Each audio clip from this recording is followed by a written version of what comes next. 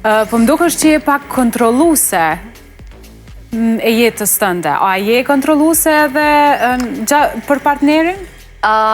Për partnerin, jo.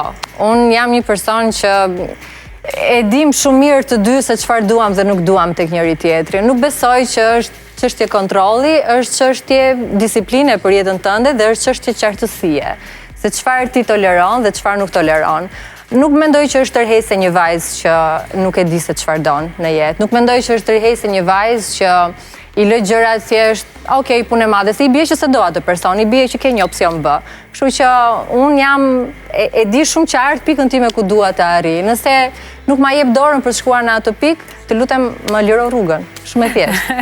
Çfarë nuk do t'i toleroj asnjëherë partnerit? Përpos ndonjë ushqim. Edhe ushqimet e toleroj. E toleroj sepse, shikoj, kur ne jemi tritur mjaftueshëm, unë mund të kontrolloj ndoshta vetëm ushqimin edhe gjërat tek vajzat e mia, se që janë 9-18 vjeç, nëse edhe një vit e madh ja i bën 18 vjeç. Po të kontrolloj njerëzit e tjerë jo. Çfarë toleroj dhe çfarë nuk toleroj. Unë gënjeshtra nuk e toleroj tek asnjë person. Domethënë mendoj që gënjeshtra është baza pastaj për çdo lloj gjëje tjetër, për çdo shkallë tjetër që mund të kalosh. Kështu që në qoftë se më gënjen, thjesht s'ka aty, nuk s'ka arsye pse gjërat vazhdojnë më. Kemi të gjithë vetëm një jetë për të jetuar edhe nuk mendoj që duhet të rrethohem nga njerëz që më gënjejnë apo mi thonë situatat ndryshe nga që janë në realitet. E atë kanë gënjur në të vërtetë? Po patjetër që jemi gënjur.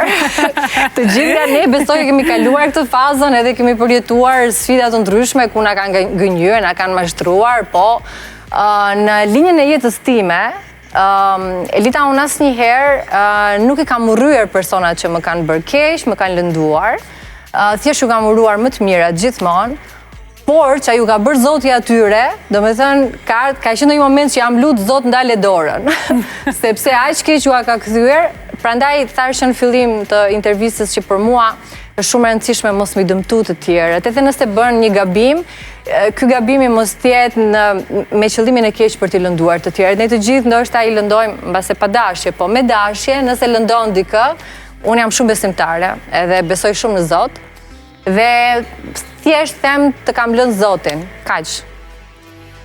Nëse linja jote e jetës do të kishte një emër, si do quhej? O, mrekulli. Mrekulli. Unë jam absolutisht. Unë shpesh them se njerëzit shohin vetëm këtë pjesën mediatike time, në shohin ndoshta çfarë nxjerr djola në Instagram. Atëherë, cila është djola vërtet? Si është djola në përditshmëri? Unë jam shumë e ndrojtur në përditshmërinë time. Jam një person pak introvert.